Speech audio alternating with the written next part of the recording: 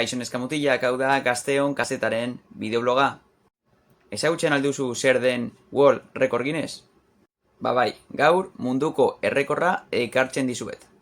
Prest zaude txundituko zaituen historioa entzuteko? Ia ba. Gaur ikusiko dugu zein den munduko pizzarik handiena. Italian, 2012an, 5 sukaldarik ideia oso harrigarria izan zuten. Egun batean elkartu ziren eta oihukatu zuten munduko pizzarik handiena egingo dugu.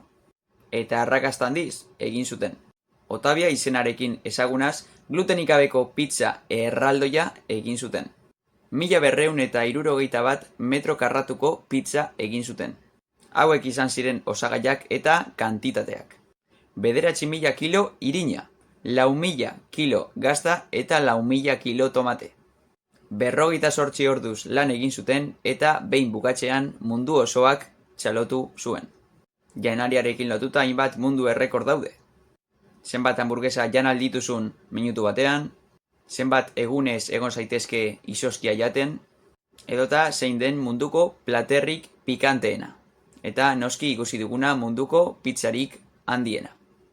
Eta orain galdetzen dizut, zuk aukera izango bazenu, zein errekor apurtuko zenuke?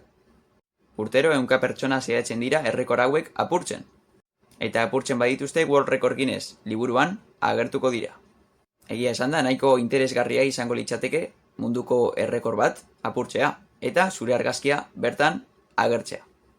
Zeintzuk dira zuri gehien gustatzen zaizkizun World Recordrak? Hau izan da Gazteon kazetaren bideobloga. Eskerrik asko eta laster arte!